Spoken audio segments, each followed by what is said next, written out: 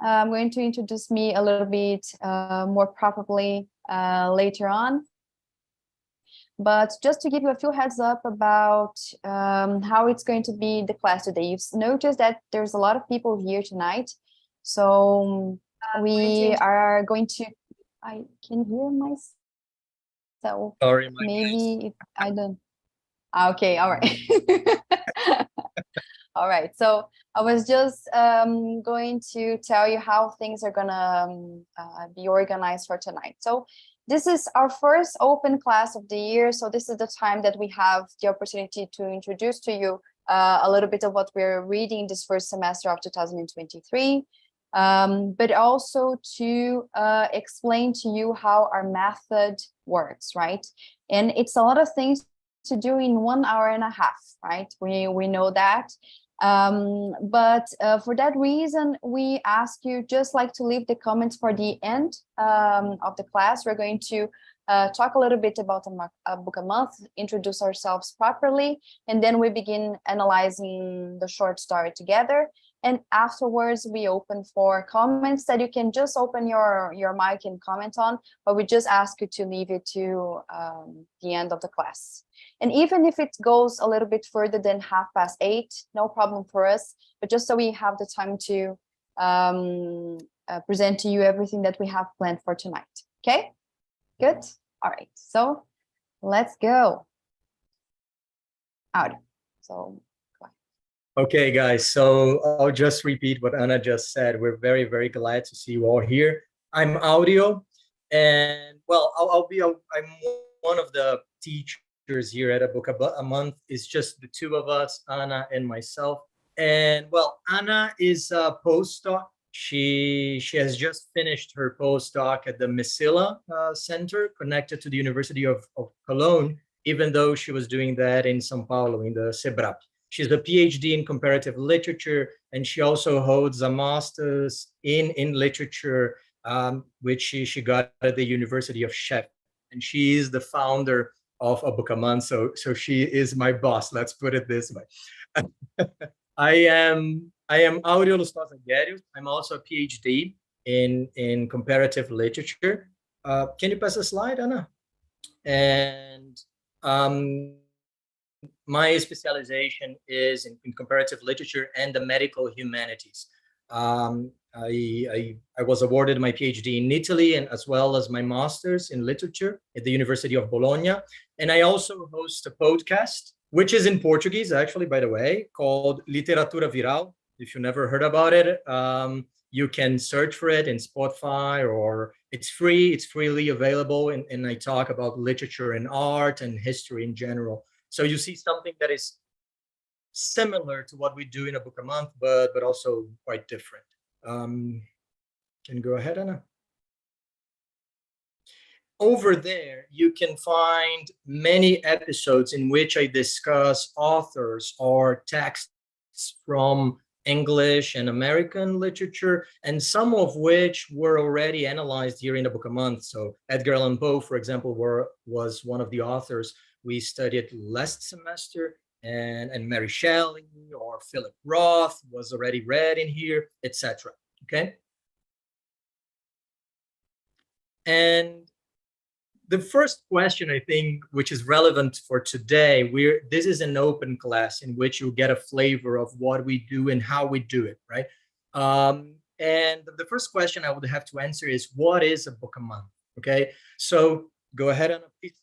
This is a project and a method that was developed to practice and improve language via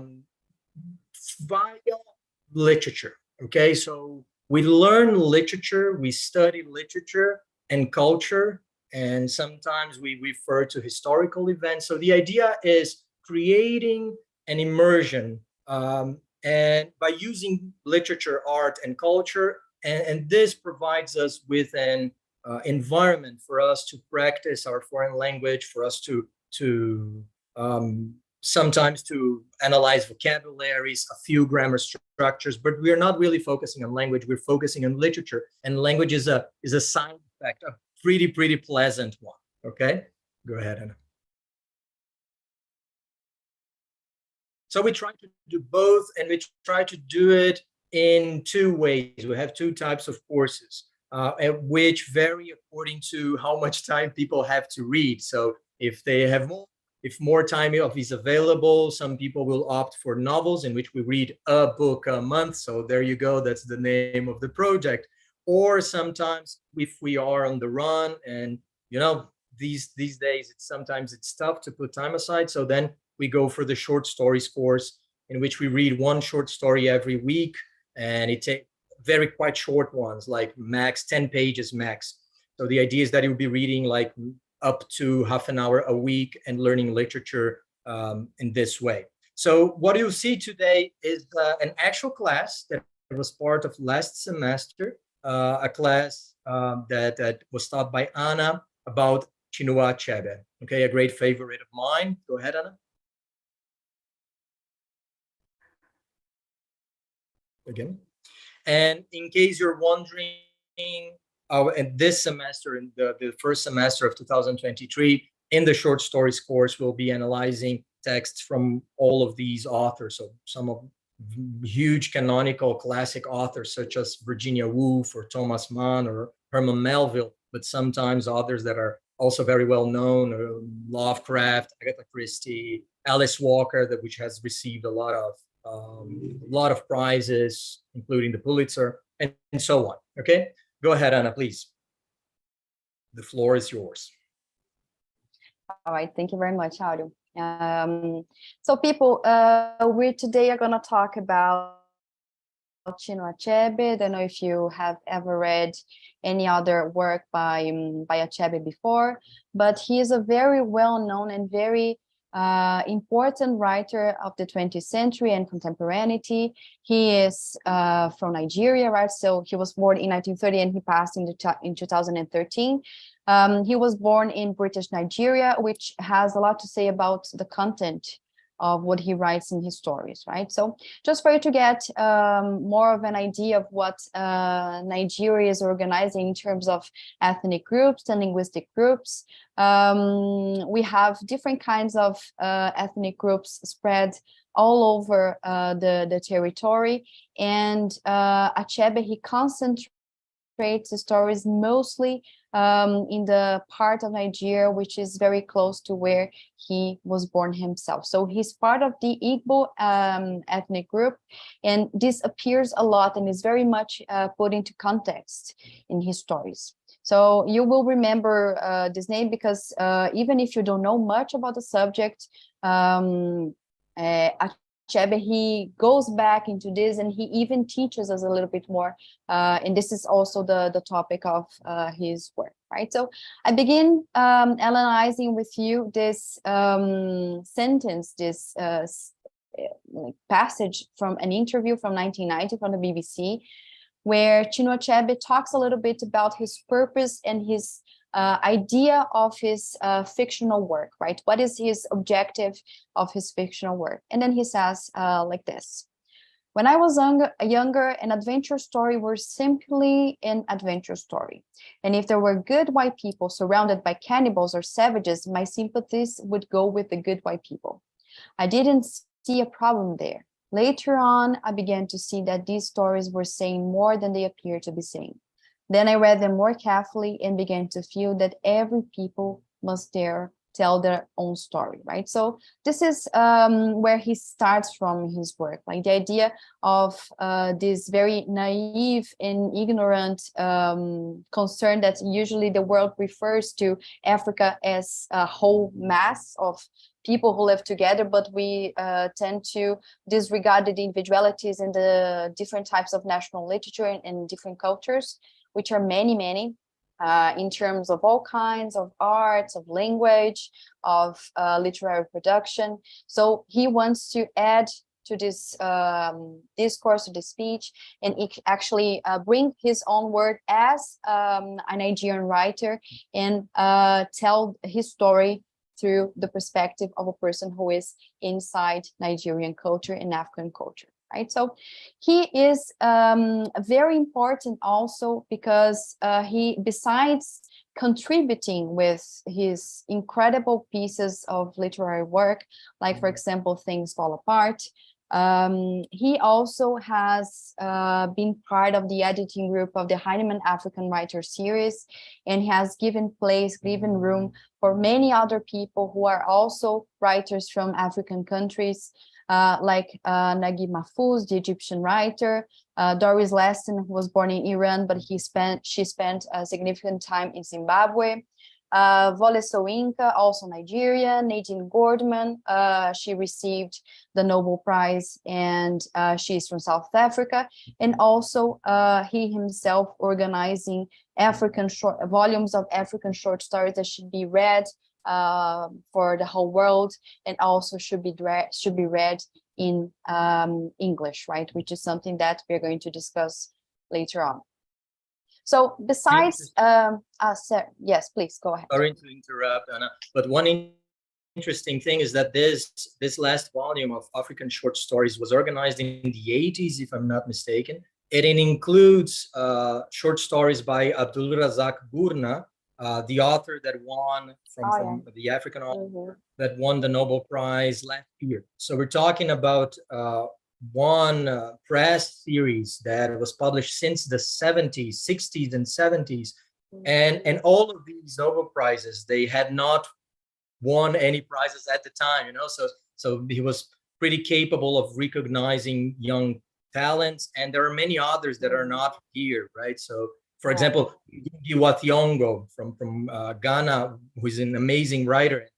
He was not appreciated with the Nobel, but he's also publishing in this series, so it is quite outstanding, truly. Yeah, for sure. And it's besides like being a great contribution to the history of literature, right? Which is giving the world the opportunity of reading these writers.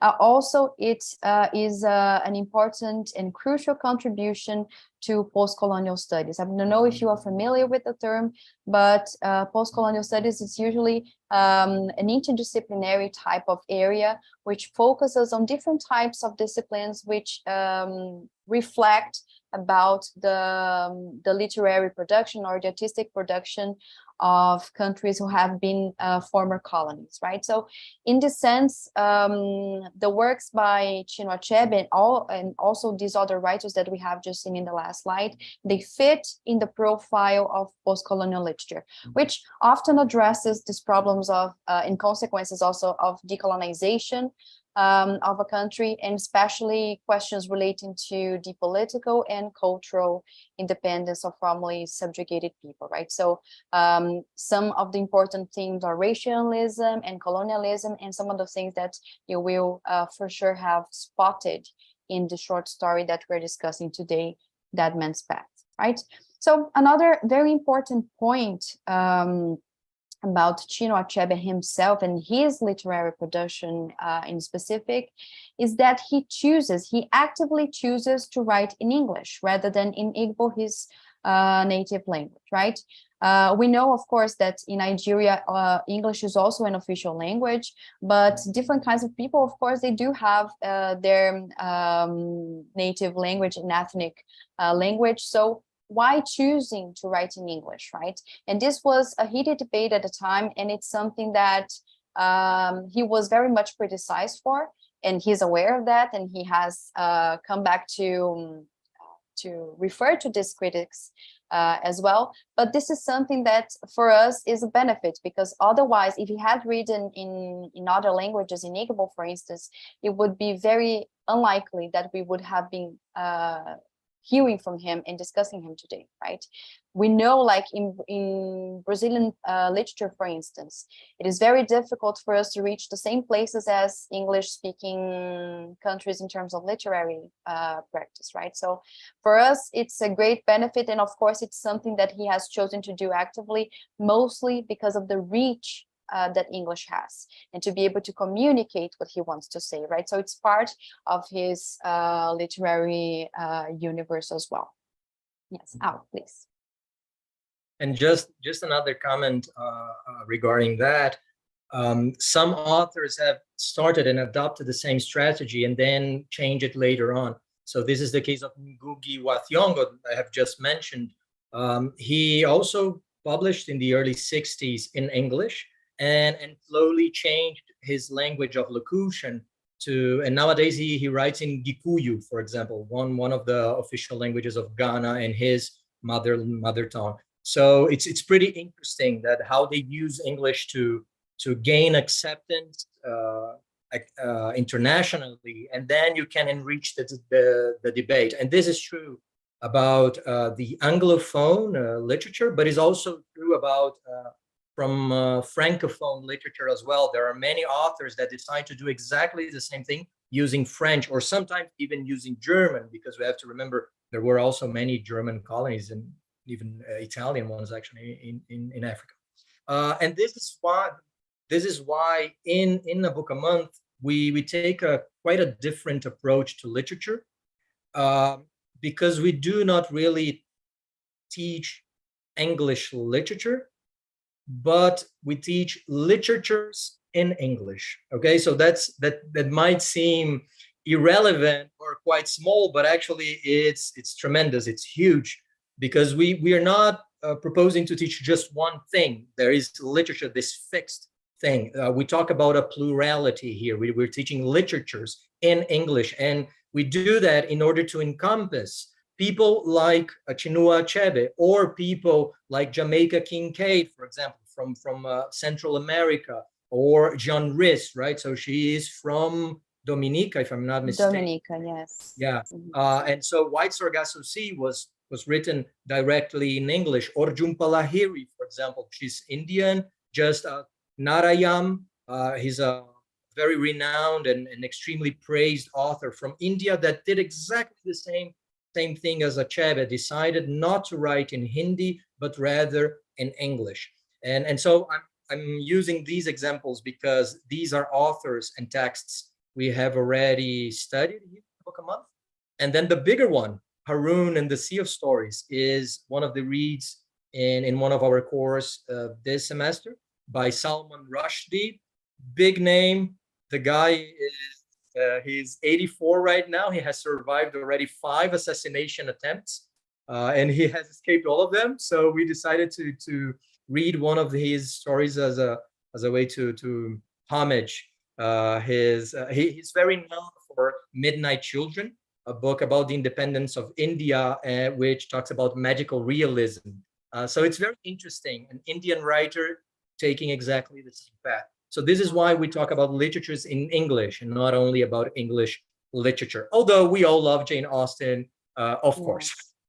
and of course, like when we're talking about English literature, we're trying to dismiss the idea of the adjective, which defines that this literature is only English literature if it comes from the UK, right? So if it doesn't come from the UK, but it's also produced in English, then it's not Anglophone literature, right? Or literature written in English. So it's very relevant that we do this kind of work, mostly to understand the production, the literary production in English as something as an Anglophone world.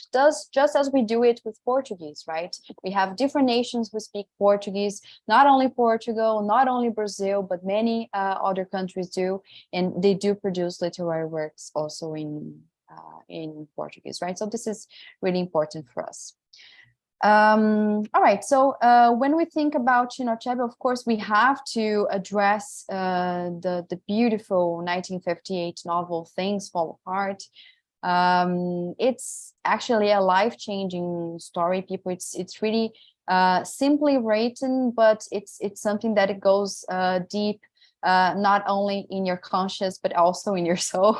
So it's something good to know more about Nigerian literary production, and it features the life of Okonkwo in pre-colonial life in southeastern Nigeria, which is the region of Igbo culture, which we have showed you in the beginning of the meeting today. And also it is divided in 2 parts. Like the first part is pre-colonial life, and then the second part is after the European invasion and the effects of colonialism in a country and in a nation, right? So it's pretty relevant in many ways, and I'm sure you will feel the need to read it once you have the chance, right? And this is also something that resonates in the works of many other writers, many contemporary writers, for example, as Chimamanda Adichie, very well known, very well praised writer. And in 2021, I think we read Purple Hibiscus. And besides, she acknowledged, like publicly acknowledging her influence of Chinua Achebe's literature. In the beginning of Purple Hibiscus, the first paragraph, the first line of it is "things fall apart," right? So there's not a more clear homage to the literature of Chinua Achebe than this. Also very good novel. We were also thinking of getting back to bringing more Chimamanda Adichie for the future reading list of a book a month, right? All right, so now we properly begin with discussing Dead Man's Path, a 1953 short story by Achebe, right? So I'm thinking that all of you have read the text. So it's a very short text, about 3 to 4 pages. It's a very interesting story, and it summarizes the stories of these main characters, mostly Michael Obi and his wife, Nancy, living in the inlands of Nigeria. Michael Obi is the headmaster of the school. Nancy is his wife. And the story plot is around this cultural clash and cultural battle between what is considered to be modern and good and civilized, and what is considered to be primitive, bad, and old, and outdated, right? So we also have other characters who are very important to the story as well. For instance, the village priest, which is referred to as the Ani priest, the government inspector, and the people, which are always referred to in the plural, right? They don't have like different individuals, but they're just like the people. And they do have a very important voice, and we're going to talk about it in a few seconds. Right, so the opening lines of the short story, it's very important for us, mostly because it sets the tone of who the characters are and who are the people that we are talking about, and what is the setting, right? So you're going to notice that in each of the slides, we have introduced some like very humble glossary here, just to help you out with some of the words. I don't know, I'm just anticipating. You might know them, but just here if you need them, okay? So I'm going to read the opening lines for you. Michael Obi's hopes were fulfilled much earlier than he had expected. He was appointed headmaster of Ndume Central School in January 1949. It had always been an unprogressive school, so the mission authorities decided to send a young and energetic man to run it. Obi accepted this responsibility with enthusiasm. He had many wonderful ideas, and this was an opportunity to put them into practice. He had sound secondary school education, which designated him a pivotal teacher in the official records and set him apart from the other headmasters in the mission field. He was outspoken in his condemnation of the narrow views of these older and often less educated ones, and outspoken as frankly stating his ideas about these old methods of teaching and these old traditions that he considered to be debated, right? So in essence, Michael Obi represents some of the most important dichotomies and dualities that the literature of Achebe presents on its whole, right? The duality or the dualism between modern and what is primitive, what is considered to be civilized and what is considered to be uncivilized, the imposed culture of the metropolis, and also the local culture of the colonies and former colonies, and also the debate between, in this case, Christianism and the Igbo religions. And I'm saying in this case Christianism because there are other short stories by Achebe which also refer to the Muslim part of Nigeria, right? Because also Nigeria does have Muslims in the House of Fulani part in the north. And also the duality between what is young and good and modern and awesome and what is bad and old and all the downsides of society, right? So it's the embodiment of all of these dualities which is are stated in Michael Obi's figure, right? So I'm just going to comment something that for me it's something important to refer to. As I told you before, like Chinua Achebe, he was born in British Nigeria, so he also had he took a Christian name, right? What considered to be westernized name. The same thing as Michael Obi. So we have a last name which is Nigerian. The same thing for Chinua Achebe, and the first name Michael and Albert, right? In an interview, the same interview that I showed you before of the BBC in the 1990s. Achebe tells the interviewer that he has dropped Albert from his name and he has remained with a shorter version of Chinua Achebe. And these names, they're very significant if we analyze this, not only the name of the character, but also the name of Achebe himself. So Michael Obi metaphorically means heart, right? This is the meaning of the word, but also can mean something which stays in the center, right? So Obi in an Igbo homestead is actually the central beauty. So usually when we are talking about, for example, the kitchen is the heart of the house, right? We say that in Portuguese a lot. He is saying that this name is actually referring to this centrality of something that occupies a very important place in a society, the same thing as the heart in the human body, right? So this is the importance of Michael Obi. He is the headmaster of the school, right? So he takes a very prestigious position and he has authority. Yeah. And Chinua Achebe, his name Chinua Lumogo, means that may his chi fight for him, right? And chi means a personal spirit which is assigned to every individual, something that in Christian terms we would refer to as a guardian angel or something like this, right? So his name means may his chi fight for him.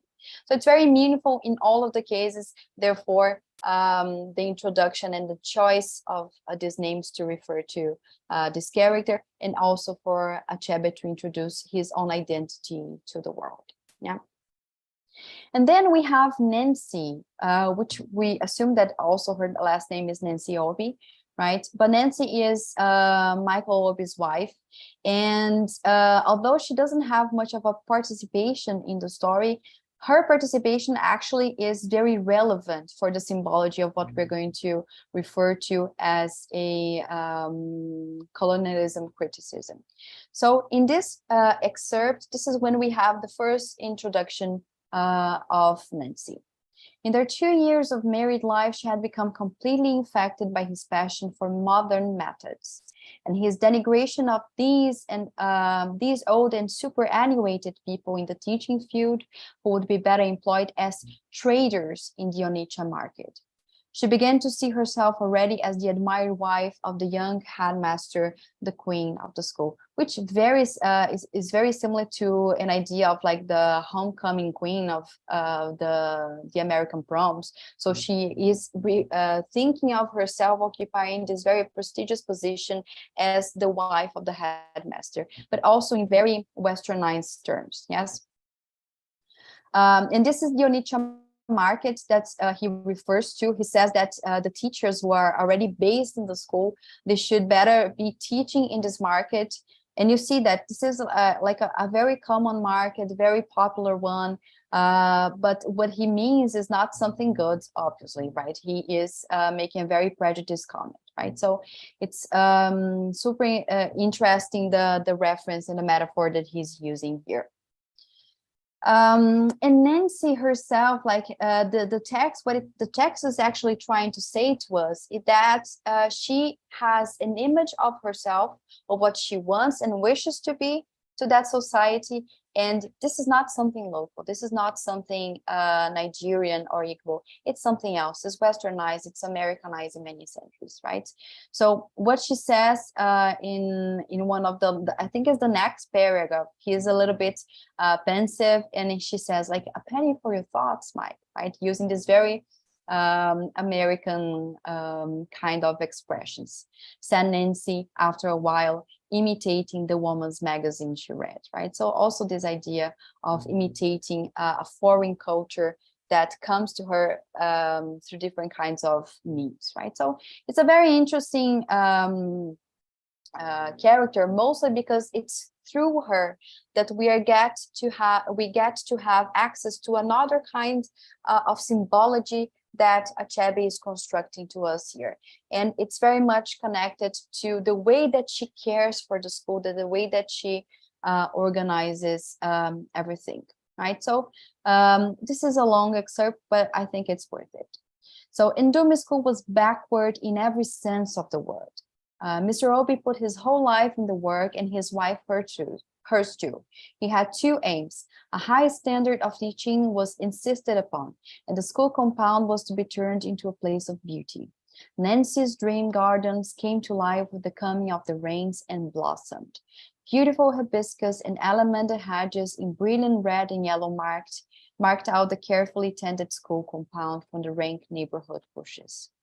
One evening, as Obi was admiring his work, he was scandalized to see an old woman from the village hobble right across the compound through a marigold flower bed in the hedges. On going up there, he found faint signs of an almost disused path from the village across the school compound to the bush on the other side. It amazes me, said Obi to one of his teachers who had been 3 years in the school, that you people allow the villagers to make use of this footpath. It is simply incredible, he shook his head. The path, said the teacher apologetically, appears to be very important to them. Although it is hardly used, it connects the village shrine with the place of burial, right? So this is when we are first introduced to the path. And here are some of the species that are mentioned in the story. And these are the species that Nancy chose to construct her garden.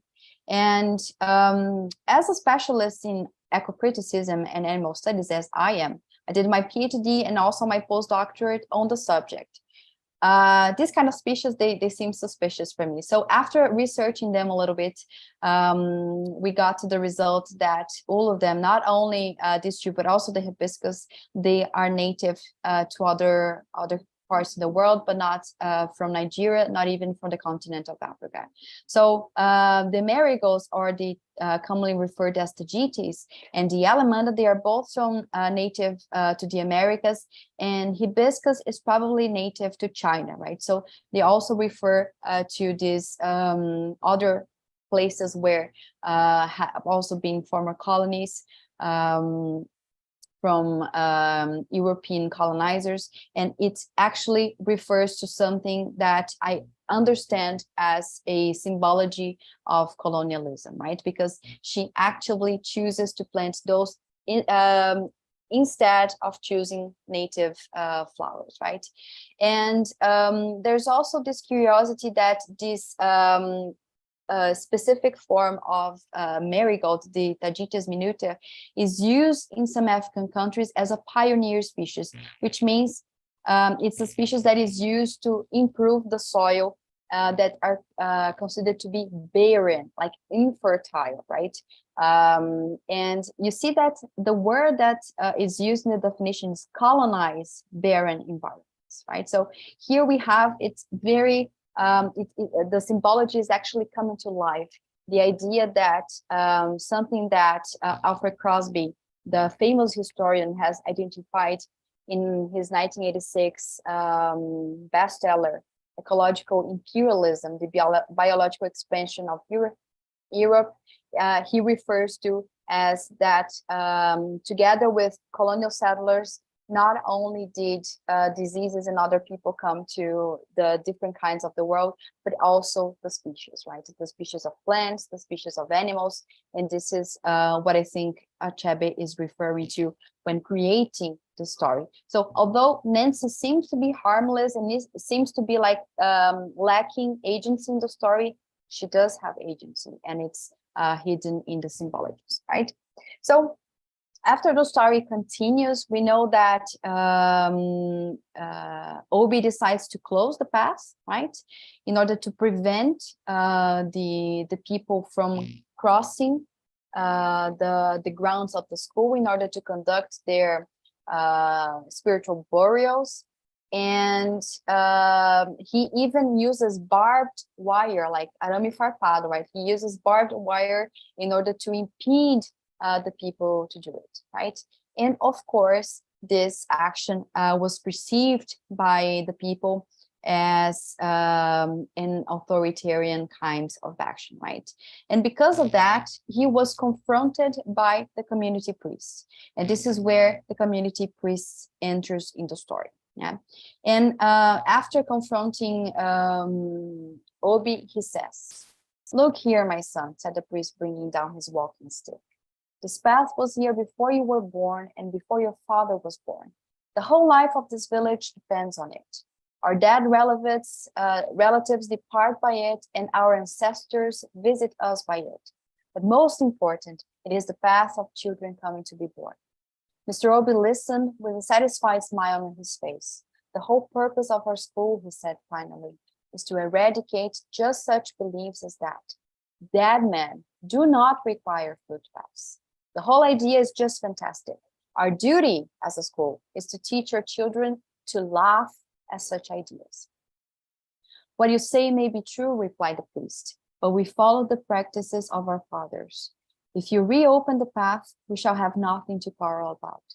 What I always say is, let the hawk perch and let the eagle perch." He rose to go.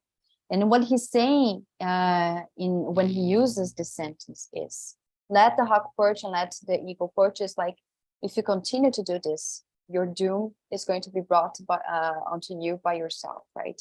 And the bottom line is, if you don't believe it, if you think this is outdated, if you think this is primitive, just let the others believe what they want to believe. And if you do not agree, just so be it, but let the others exert their own agency. But we know that Michael Obi refers to this as something that he is very decided and determined about, and then he decides to maintain the footpath closed. And because of that, the whole school the next day, it becomes completely destroyed, right? 2 days later, a young woman in the village died in childbed. A diviner was immediately consulted, and he prescribed heavy sacrifices to propitiate ancestors insulted by the fence, right? And to propitiate here is actually gain the favor of the deities. So Obi woke up next morning among the ruins of his work. The beautiful hedges were torn up, not just near the path, but right round the school. The flowers trampled to death, and one of the school buildings pulled down.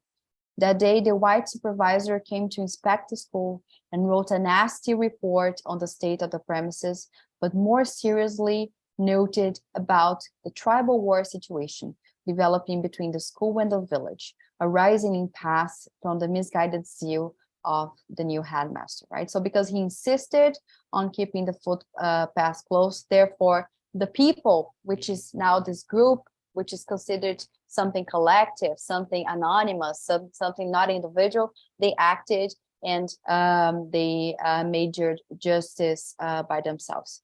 And I have highlighted here, people, this term tribal war, as because the idea of referring to different peoples as tribes, it's something that Achebe, he has commented in many interviews, saying that it's something that, of course, he criticizes, but he's trying to convey this idea that sees the traditional cultures of Nigerian peoples and Igbo people as nothing other than the foreign, than the savages that he talks about when he wants to contribute to his story. So it's very interesting that he has decided to collect things like that, right? So, and this is also something that, yes, Audi, please.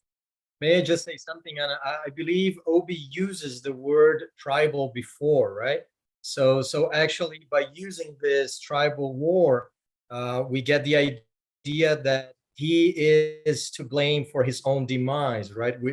Which he is actually. It's all his fault. He brought it upon himself, right? So we know this on many levels, and the usage of the word tribal also marks that symbolically, right? And also marks which side he's in, right? Because he is a local, right? He's not a foreigner. He's not a white person.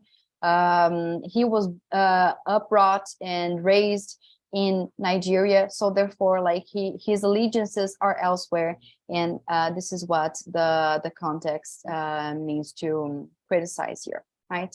And Chinua Achebe, he talks about something that to me I find it very precise about what is being presented here in the short story. He says in the same interview, I can link it to you afterwards if you want to, no matter how powerful a man is, he is less powerful than his people, right? So what he's saying is it's not going to do. If you're going to fight these people, then probably you're going to lose, because Igbo culture is about the community, right? It's not about only the individuals, right? It's about the power of the community. Yes. So back to you all. We're like reporters. Actually, I believe we're super fast today. Do you guys have, before I go on, do you guys have any comments on the story or questions? Actually, I would like to say something. Yes, I got my bachelor's degree in international relations, and we actually studied a little bit about the white man's burden. And it was like, I couldn't think of anything else. And like the white man's burden and this relation of them versus us. But as also Anna said, he is not a white person. He's not a foreigner. And he felt like the treacherous elite, that we also have here in Brazil. So, and I really, really loved this short story, and well, that's it.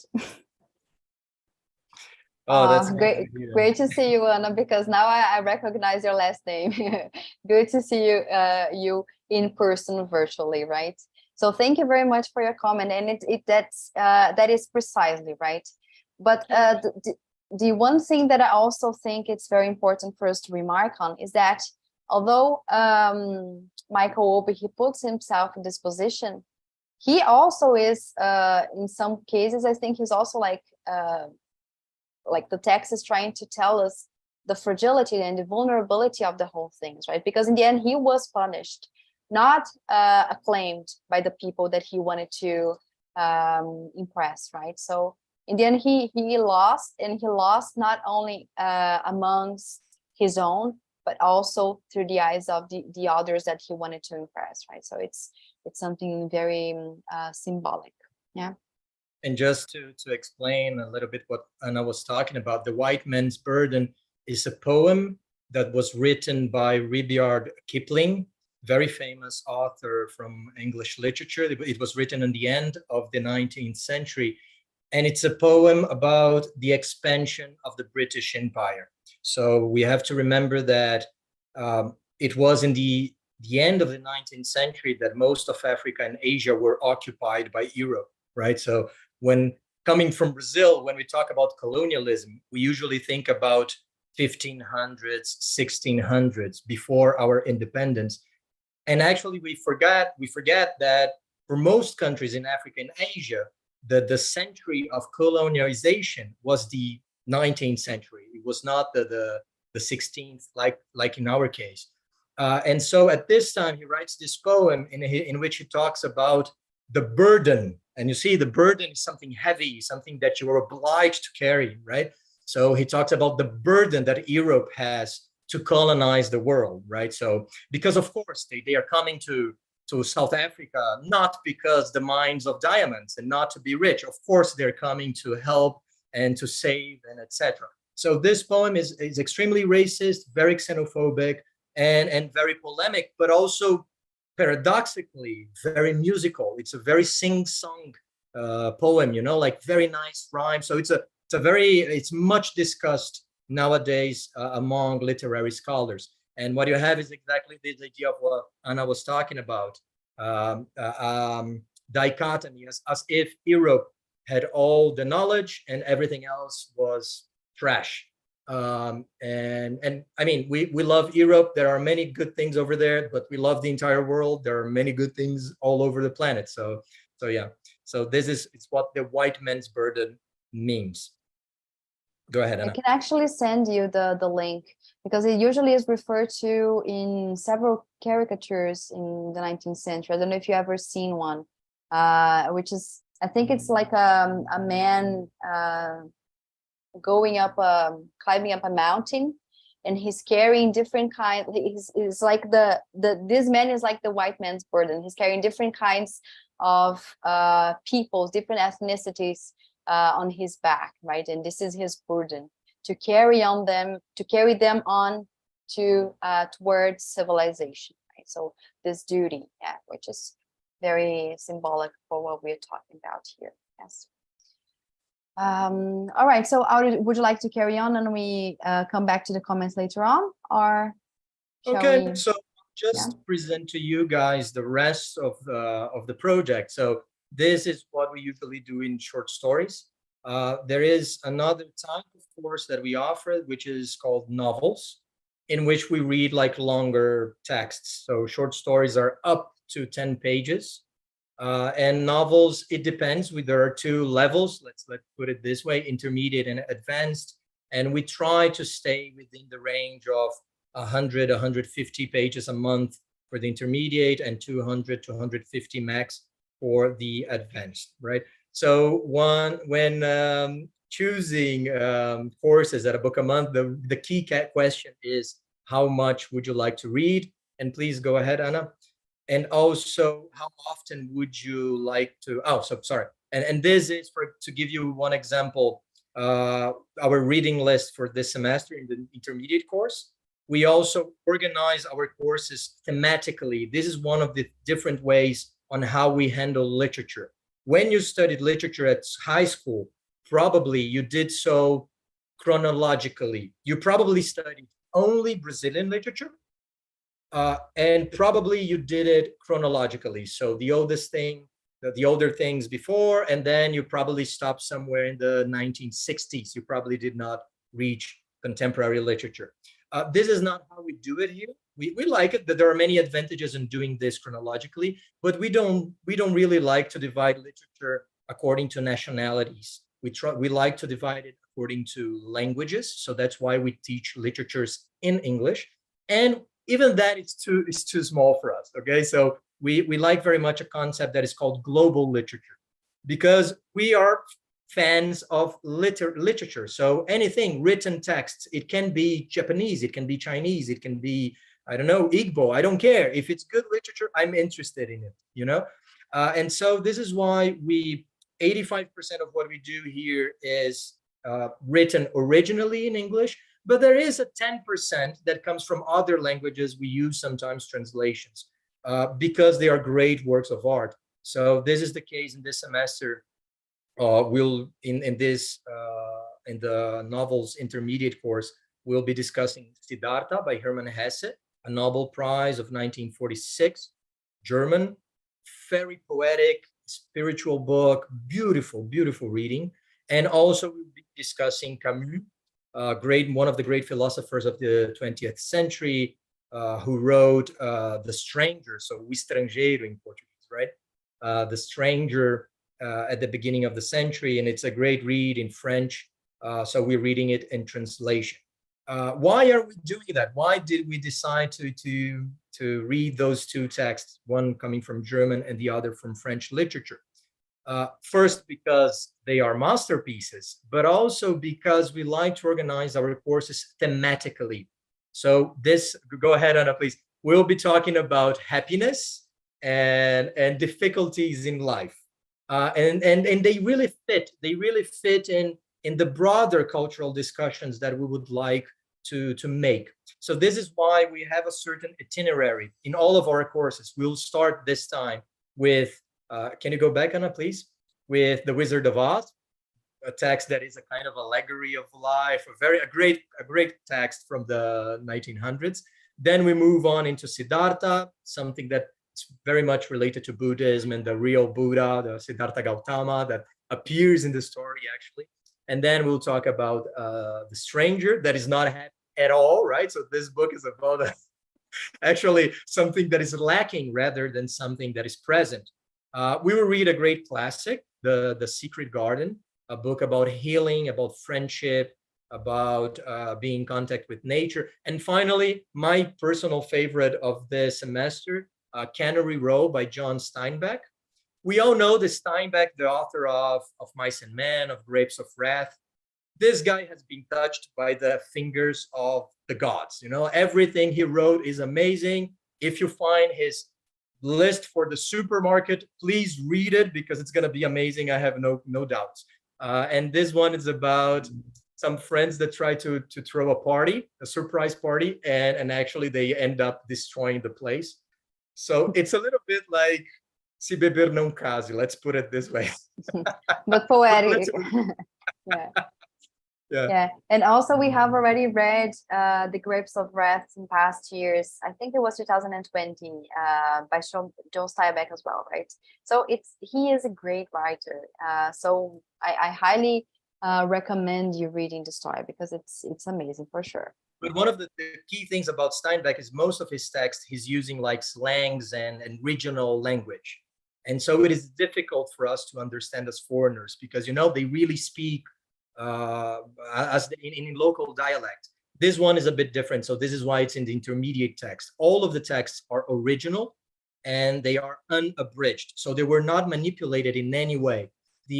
What we search for is we actively search for easier to read, but not necessarily less complex or less artistic. Okay, we're looking more for the linguistic level rather than anything else. Please go on, Anna. Then the advanced course in the novels trajectory. In this semester, we'll be talking about traveling, something that I believe we all love to do, I guess. We also start with great classics. So Ernest Hemingway, The Sun Also Rises, a work that many consider to be his masterpiece, although Hemingway has also written so many good stuff. Then we move on to Jack Kerouac's The Dharma Bums. So probably you have heard about On the Road, right? This is his most famous novel. And this is the prequel for this story, okay? So this is let's put it, the continuation of On the Road. And it's about two friends that are hitchhiking together. They go mountain climbing, they go trekking. It's pretty interesting. There's a lot of talk about Buddhism as well. Then we move into East Wind, West Wind by Pearl S. Buck. And this author, did anyone ever hear of anything about Pearl S. Buck? Can you guys write in the comments? Yes, Angela, yes. Anybody else? Just for me to have some statistics. Yeah, she is really not really well known. Okay, she's poorly known, and I find that amazing because she won both the Pulitzer and the Nobel. Okay? So probably the two biggest prizes out there. She won not one of them, but both of them. Okay, so it's a mystery for me why she's not really so much discussed and so really, because she's female, right? this is the thing, because she's a woman, and this is our job here also to bring these people to you. And because we are able to read them in the original in English, then we're able to introduce to a wider audience an author who really deserves the place of being read as such, right? Yeah, and please don't think I'm pointing fingers, okay? Because my surprise also, I myself included in my surprise, because it took me years to first meet Pearl S. Buck, and I'm a PhD in literature, so the blame is actually much more on me than anyone else, right? So this book is about a marriage between two Chinese people, but one of them was educated in the USA, so something similar with this short story that we have read today. Then we move to The Left Hand of God by Ursula Le Guin, a great classic of sci-fi. It's about a human diplomat that comes to a new planet. And in this planet, there's no gender. Everybody is both male and female at different points. Everybody can become pregnant. And so she starts to imagine a society in which there's no sex. Everybody is the same, let's put it this way, biologically. So it's very, very interesting, very touching as well as a story. And finally, Haroun and the Sea of Stories, a kind of re-rendering of the 1001 Nights by Salman Rushdie. Very colorful text, super funny. So yeah, and then quite small as well. So we will end up the semester with this fantastic trip in which Haroun really, he goes to the Sea of Stories. So it's like a parallel world in which from which all the stories come from. Please go ahead, Anna. Just a comment. I don't know if you've ever seen The Face of Salman Rushdie, but if you have never, probably if you remember the first films of Bridget Jones' Diary, he does a participation in, there is like this launching of Kafka something, Kafka on a motorbike. They're probably making a pun with Murakami's Kafka on the Shore. And then on this launching party, Salman Rushdie is among the invited people, and Bridget Jones just like mispronounces his name or something like this. So, and he's a very interesting person in many ways. Just also something that I would like to add, people, although people tend to, and I mean like various people that have talked to us before about being afraid if they're going to be able to read those texts, right, in the first place, because they are part of the advanced readings. Ernest Hemingway, for instance, his text is very easy, right?